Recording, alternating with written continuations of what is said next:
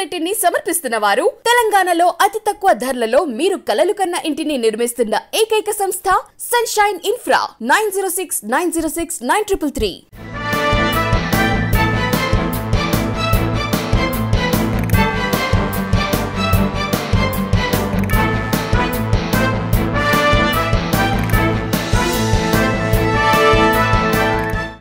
Good morning, welcome to V3 news. లక్ష్యం సమాజహితం బులెటిన్లో ముందుగా హెడ్లైన్స్ చూద్దాం. అనంతపురం జిల్లాలో ప్రమాదం, ఆగి ఉన్న కంటైనర్ ని ఢీకొన్న లారీ, డ్రైవర్ కి గాయాలు.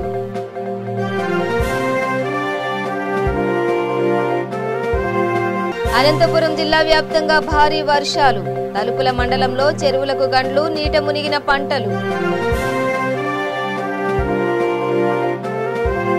అనంతపురంలో పేలిపోయిన ఫ్రిడ్జ్, ఒకరి మృతి, మరో ముగ్గురికి గాయాలు.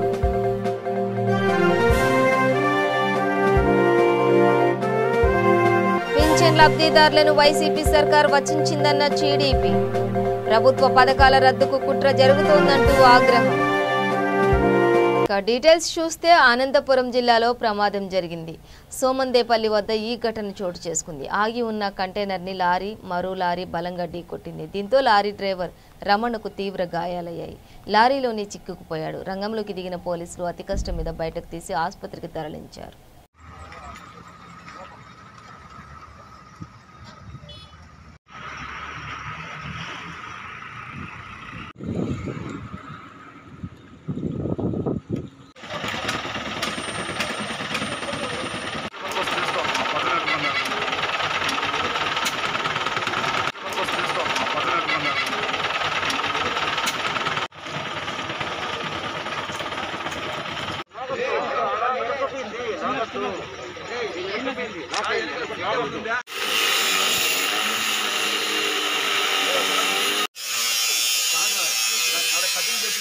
మళ్ళా బెల్ట్ దాంట్లో దూరుతాం దానికి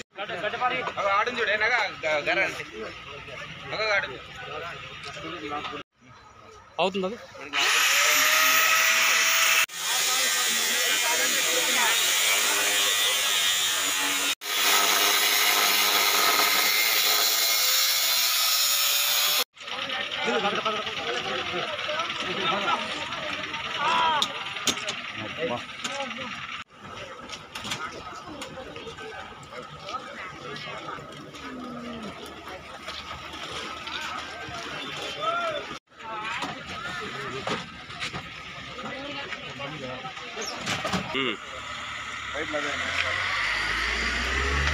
అనంతపురం జిల్లా వ్యాప్తంగా భారీ వర్షాలు కురుస్తున్నాయి. కదిరి పరిధిలోని తలుపుల మండలంలో భారీగా వర్షం కురిసింది.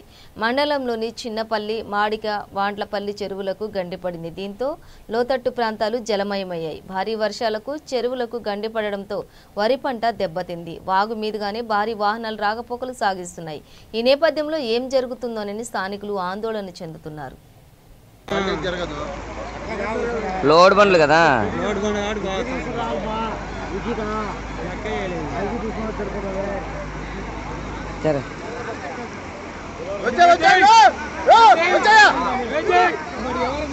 ఏంటి స్లో చేస్తాను?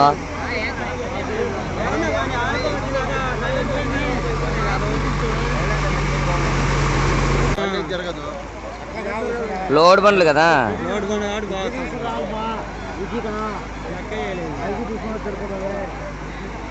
సరే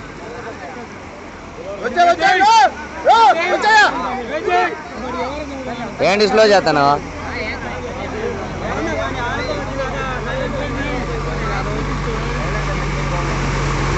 రహదారి సమస్యల పరిష్కారానికి కృషి చేస్తానని నల్లగొండ పార్లమెంట్ సభ్యుడు ఉత్తమ్ కుమార్ రెడ్డి చెప్పారు.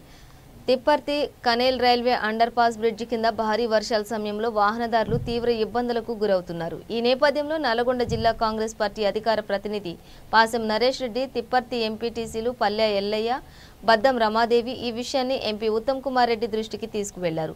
దీంతో ఆయన నిన్న ఈ ప్రాంతాన్ని పరిశీలించారు. ఈ సందర్భంగా మాట్లాడుతూ ఈ సమస్యను త్వరలోనే పరిష్కరిస్తానని హామీ ఇచ్చారు. కార్యక్రమంలో రాష్ట్ర కాంగ్రెస్ నాయకులు దుబ్బాక నరసింహారెడ్డి తదితరులు పాల్గొన్నారు.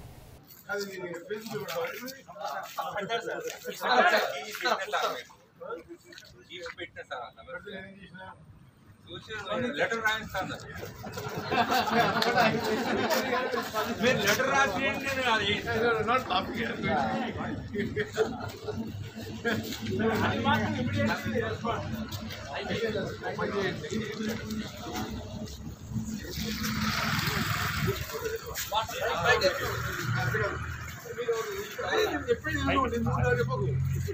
Fifth October की railway review meeting होगी।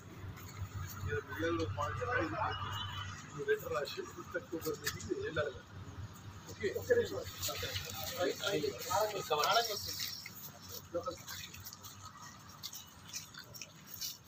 So मेरे शेयर करते इन्फॉलो ये समझ में बैठते मात्रों कितने followers हैं ఆయన ఎన్ని పెట్టిందో అన్ని ఫాలోవర్స్ ఉన్నారు పెడతాడు కానీ అంటే అవన్నీ అమ్మ పంచాయతీ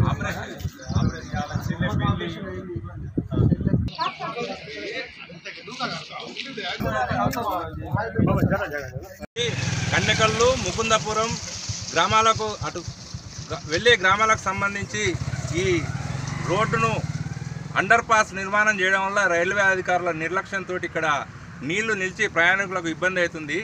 ఇగో దానికి అక్కడి నుంచి పోవడానికి ఇబ్బంది అయ్యి ఇక్కడి నుంచి ఇరుకు దారి నుండి వెళ్తున్నారు. ఇప్పుడే గౌరవనీయులు పార్లమెంట్ సభ్యులు ఉత్తమ్ కుమార్ రెడ్డి గారు, దుబాక నరసింహారెడ్డి గారు వచ్చి ఇది పరిశీలించారు.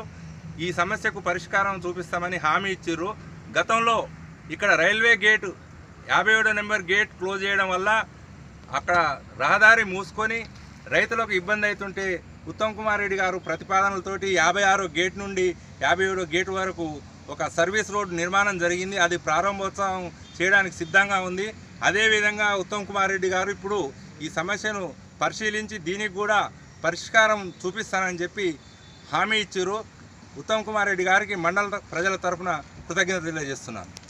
అనంతపురంలోని ఓ ఇంట్లోని ఫ్రిడ్జ్కు షార్ట్ సర్క్యూట్ అయింది. దీంతో లక్ష్మి అనే మహిళ మృతి చెందగా మరో ముగ్గురు తీవ్రంగా గాయపడ్డారు. నాయక్ నగర్లో ఉంటున్న లక్ష్మీదేవితో పాటు కుటుంబ సభ్యులు చంద్రశేఖర్ రెడ్డి, శరణ్ తేజ్, కాసియారెడ్డి నిద్రిస్తుండగా ఒక్కసారిగా ఫ్రిడ్జ్ పేలిపోయింది. క్షతగాత్రులను ఆసుపత్రికి తరలించారు. పోలీసులు కేసు నమోదు చేసి దర్యాప్తు చేస్తున్నారు.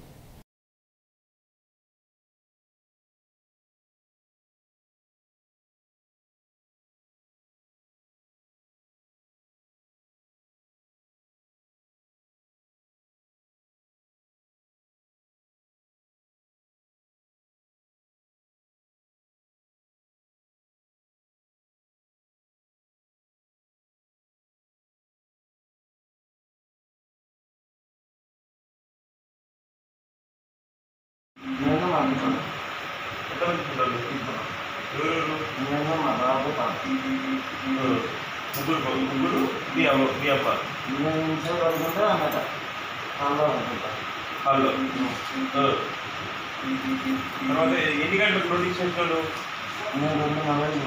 అప్పుడు మీ అమ్మ ఎక్కడ ఉంది? చెప్పలేదు. నువ్వు మీ అమ్మ గురించి చూడలేదు ఇంట్లో?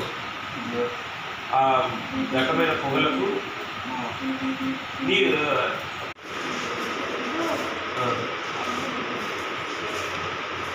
నువ్వు నాన్న చెల్లెలా పడుకోండి, లోపల పడుకోండి. అవ్వ ఎక్కడ పడుకోనుండే? దివాన్ పైన పడుకోనుండే. మిమ్మల్ని నానేమి తీసుకొని ఎట్లా వచ్చా?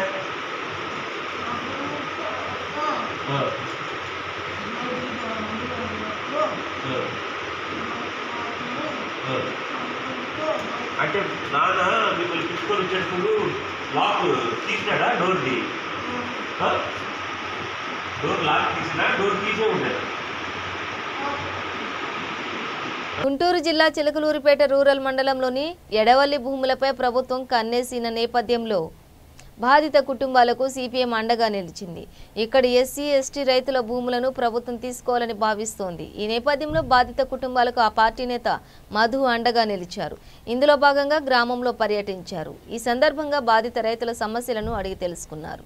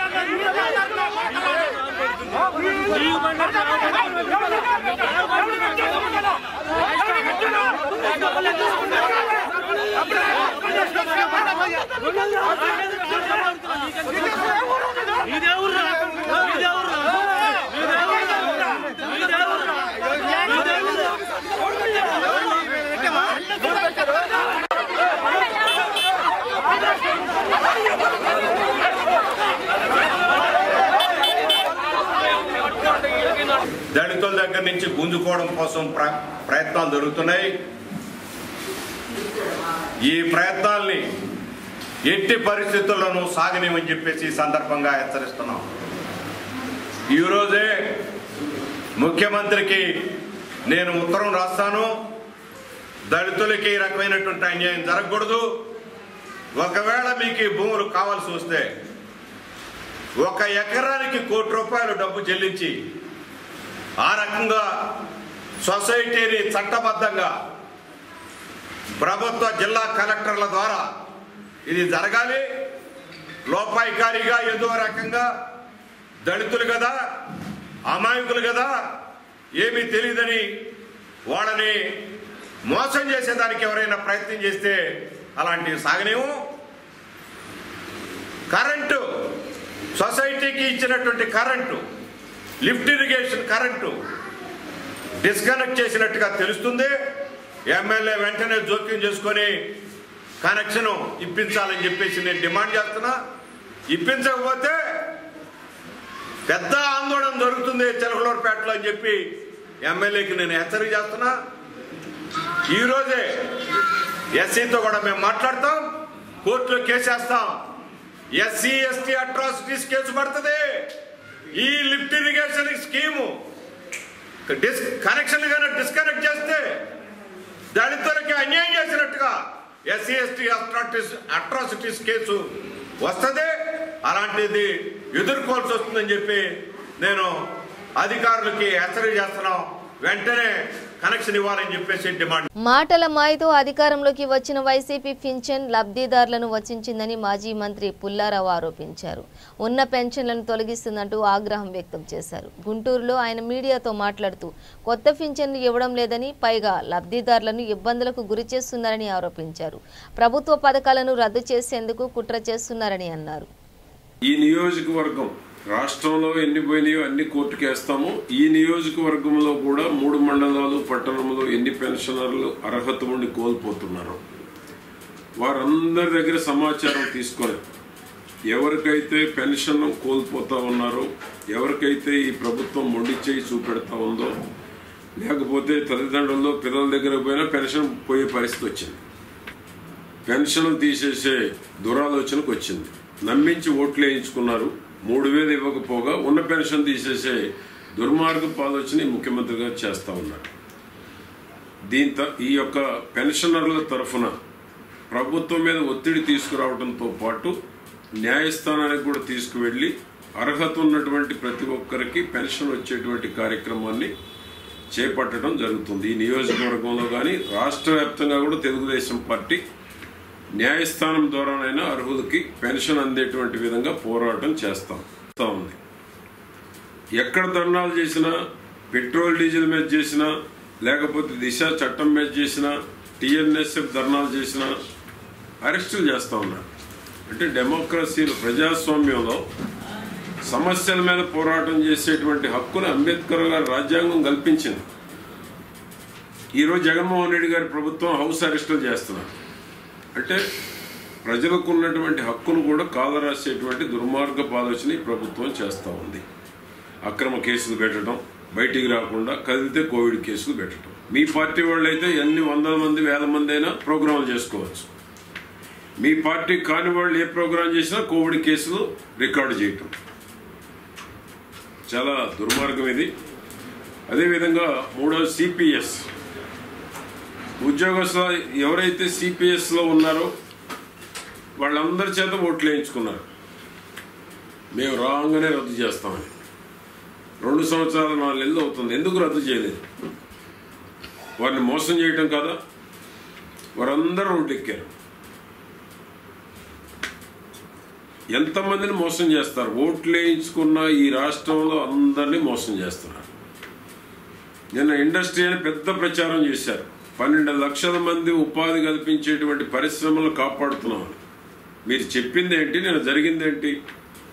రాబోయే 5 ఏళ్లలో ఈ పవర్ బిల్ అడ్జస్ట్ చేసుకోవాలంట. ఈయన 5 ఏళ్ళు ఉంటాడా జగన్మోహన్ రెడ్డి? అంటే ప్రచారం ఎక్కువ చేస్తున్నారు, ఇచ్చేదేమో తక్కువ, ప్రచారం ఎక్కువ. పేపర్ యాడ్లు మాత్రం వాళ్ళ సొంత పేపర్కి యాడ్లు బాగా ఇచ్చుకుంటున్నారు. అదేవిధంగా ఈరోజు ఎన్ఆర్ఈజిఎస్ కోర్టు చివాట్లు పెట్టింది. ఐఏఎస్ అధికారులకి జైలు శిక్ష కూడా విధించింది, పెనాల్టీ విధించింది. ఈ రాష్ట్రంలో ఐఏఎస్ అధికారులు ఆత్మవిమర్శ చేసుకోవాలి. ఎందుకు మీకు ఈ కర్మ? దేశం మొత్తం మీద ఉంటే 6-7 మంది ఉంటారు ఐఏఎస్ అధికారులు.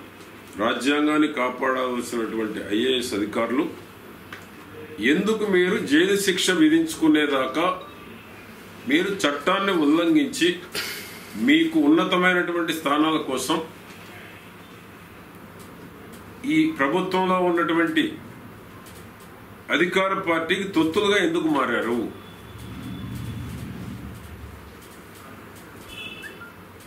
ఏ రాష్ట్రంలో లేనటువంటి విధంగా ఐఏఎస్ ఐపీఎస్ అధికారులు అధికార దుర్వినియోగానికి పాల్పడుతూ ఉన్నారు. కోర్టుల చేత చివాట్లు పెట్టించుకుంటున్నారు. కోర్టు ద్వారా జైలు శిక్షలు వేయించుకున్నారు. అయినా వీళ్ళ పనితీరులో ఆలోచనలు మార్పు రావట్లేదు. ఆత్మవిమర్శ చేసుకోవాలని కూడా వారిని కోరుతా ఉన్నాను. మీకు ఏ ప్రభుత్వం ఉన్నా మీరు సర్వీసులో ఉన్నంతకాలం ఉంటారు.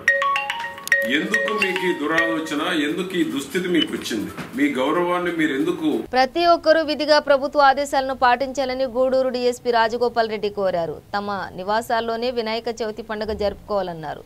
ఈ విషయంలో పోలీసులకు సహకరించాలని విన్నవించారు. కోవిడ్ కేసులు మరలా పెరుగుతున్న కారణంగా రాష్ట్ర ప్రభుత్వం అనేక ముందు జాగ్రత్తలు తీసుకుంటోందన్నారు. వీధుల్లో గణేష ప్రతిమలను ఏర్పాటు చేయకూడదన్నారు. మైకులను అనుమతించడం లేదని అన్నారు. సమావేశంలో పట్టణ CI Nageswaramma, rural CI Srinivas Reddy, 1 town SA Pavan Kumar పాల్గొన్నారు.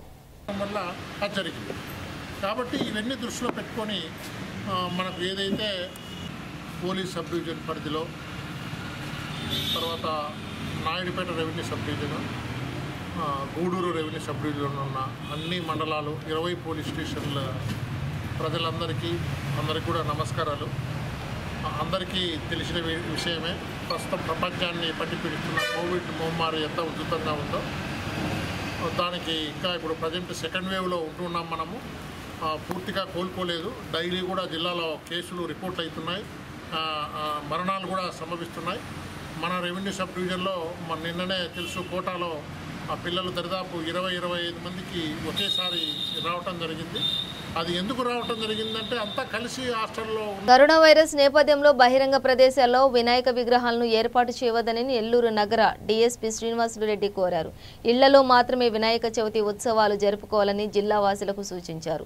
నెల్లూరు జిల్లాలో కరోనా పాజిటివ్ కేసులు ఎక్కువగా నమోదవుతున్నాయన్నారు. ఈ నేపథ్యంలో బహిరంగ ప్రదేశాల్లో వినాయక విగ్రహాలను ఏర్పాటు చేయడం, పందిరి వేయడం, ఊరేగింపులు చేయడం లాంటి ఎలాంటి అనుమతులు లేవని అన్నారు. కరోనా వల్ల ఈ ఆంక్షలను విధిస్తున్నట్లు పేర్కొన్నారు. నగర ప్రజలు సహకరించాలని ఆయన విజ్ఞప్తి చేశారు. కోవిడ్ ఉధృతంగా ఉన్నందువలన రాష్ట్ర ప్రభుత్వం వారు జారీ చేసిన ఉత్తర్వులకు అనుగుణంగా కేంద్ర ప్రభుత్వం వారు ఇచ్చిన మార్గదర్శకాలను పాటించి మనం ఎంతో పవిత్రంగా చేసుకున్నటువంటి వినాయక చవితి పండుగను ప్రతి ఒక్కరూ కూడా వారి వారి ఇళ్లలోనే చేసుకోవాల్సిందిగా కోరడమైనది. పబ్లిక్ ప్లేసుల్లో వినాయక చవితికి పర్మిషన్ లేదు. అంటే పెండాల్స్ వేయడం కానీ, పందిర్లు వేయడము, వినాయక విగ్రహాలు నిలపడము, ఊరేగింపులు, నిమజ్జనం ఇవన్నీ కూడా లేవు.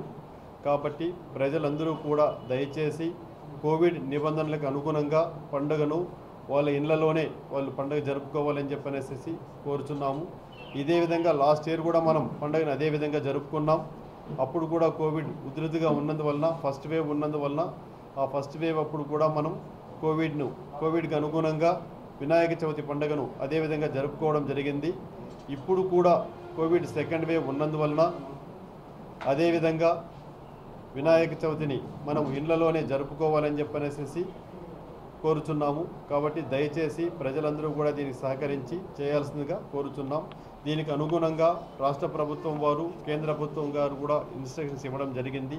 ఆ ఇన్స్ట్రక్షన్స్కి అనుగుణంగానే మనం దీన్ని చేయడం జరుగుతూ ఉంది.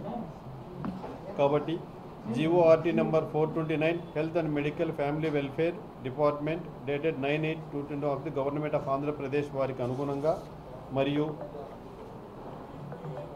HM and FW department implementation of certain restrictions in view of COVID-19 reviewed issued by the government of India. ఈ యొక్క మార్గదర్శకాలకు అనుగుణంగా మినిస్ట్రీ అండ్ ఫ్యామిలీ వెల్ఫేర్ వాళ్ళు ఇచ్చినటువంటి అనుగుణంగా ప్రతి ఒక్కరూ కూడా కోవిడ్ నిబంధనలు పాటిస్తూ పండుగ జరుపుకోవాలి. కాబట్టి దయచేసి అందరూ కూడా పోలీస్ వారికి సహకరించాల్సిందిగా కోరుచున్నాం. కోవిడ్ నియంత్రణ చేయడంలో మీ వంతు మీరు సహకారాన్ని ఇవ్వండి. ఎంతో వినాయక చవితి పండుగను ఎంతో ఘనంగా ఎంతో పవిత్రంగా మనం జరుపుకుంటాం. కాబట్టి ఆ పండుగను మీరు అదేవిధంగా ఘనంగా పవిత్రంగా జరుపుకుంటూ కోవిడ్ నిబంధనలు పాటిస్తూ ఇళ్లలోనే జరుపుకోవాలి. ఎలాంటి పబ్లిక్ ప్లేస్లో వినాయక విగ్రహాలు పెట్టడానికి కానీ పందిళ్ళు వేయడానికి కానీ ఊరేగింపులకు తరిగి వీటన్నింటినీ కూడా ప్రభుత్వం వారు నిషేధించడమైనది. దయచేసి సహకరించాల్సిందిగా కోరుచున్నాం. విశాఖలో భూముల కబ్జా వైసీపీ ఎంపీ విజయసాయిరెడ్డి కన్నుసన్నల్లోనే జరుగుతోందని అన్నారు. టీడీపీ నేత పల్లా శ్రీనివాసరావు ఈ విషయాన్ని ఆరోపించారు. తనకు ఎలాంటి భూములు లేవంటూ సింహాచలం దేవస్థానంలో ఆయన ప్రమాణం చేయాలంటూ సవాల్ విసిరారు.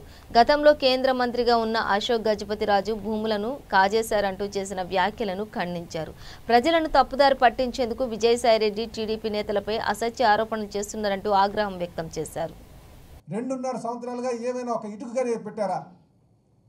ఎక్కడైనా సరే ఒక డెవలప్మెంట్ ఉందా? ఒక ఐటీ ఇండస్ట్రీ ఉందా? ఉన్నటువంటి ఇండస్ట్రీస్ అన్నీ కూడా బయటకు పంపించారు. 5 లక్షల కోట్లు రేపు అప్పు చేయబోతున్నారు వీళ్ళు.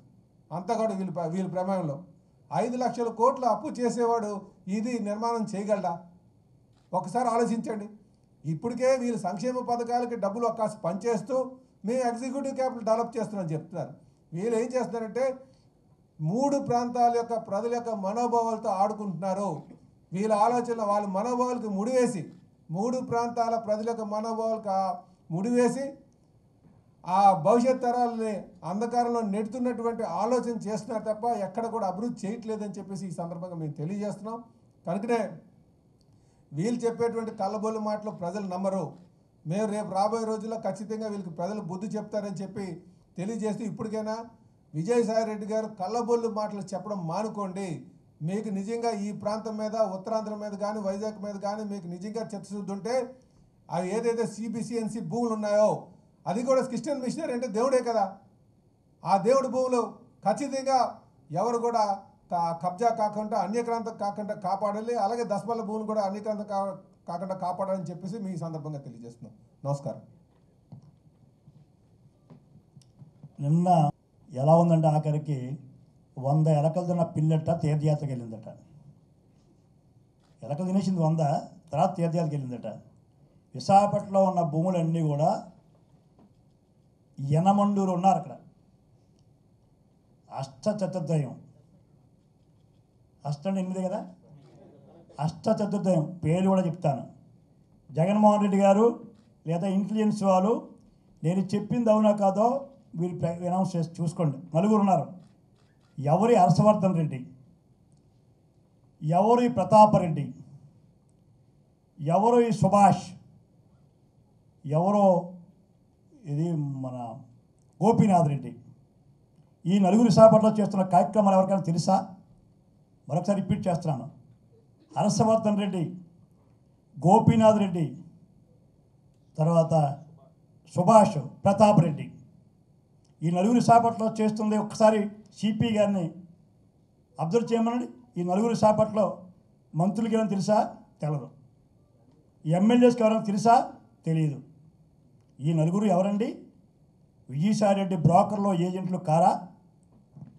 వాళ్ళే కదా బెదిరిస్తుంది. 22 పేరు చెప్పి అప్పలంగా నిన్ను పక్కన పెడుతున్నట్టు చెట్టు భూములు కొంటున్నది నలుగురు కాదా? ఒకసారి వెరిఫై చేయండి మీ మీడియా కూడా.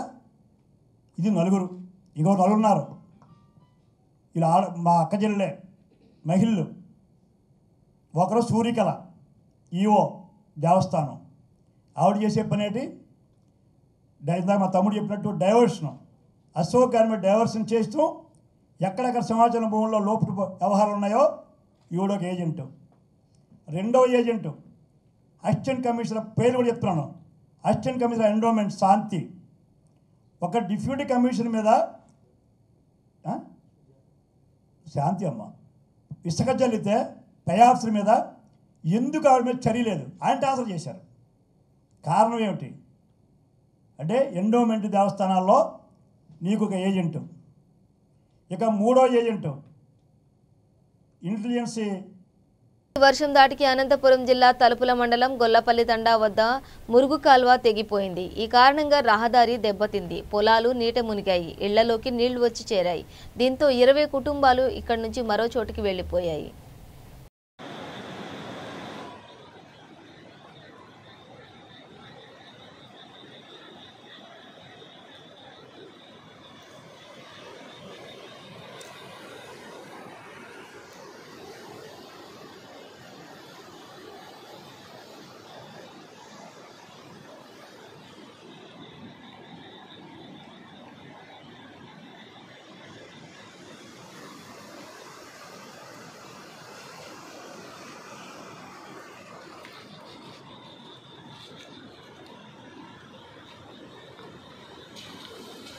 పోదు చేయి చూపిస్తులేడా.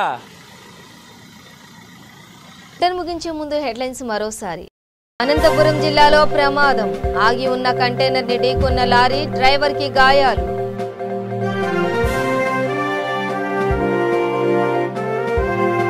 అనంతపురం జిల్లా వ్యాప్తంగా భారీ వర్షాలు. తలుపుల మండలంలో చెరువులకు గండ్లు, నీట మునిగిన పంటలు.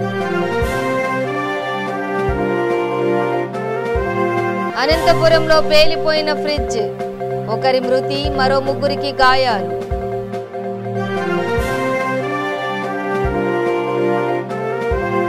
పింఛన్ లబ్ధిదారులను వైసీపీ సర్కార్ వచించిందన్న టీడీపీ. ప్రభుత్వ పథకాల రద్దుకు కుట్ర జరుగుతోందంటూ ఆగ్రహం. ఇవి బులెటిన్ డీటెయిల్స్. చూస్తూనే ఉండండి V3 న్యూస్, లక్ష్యం సమాజహితం.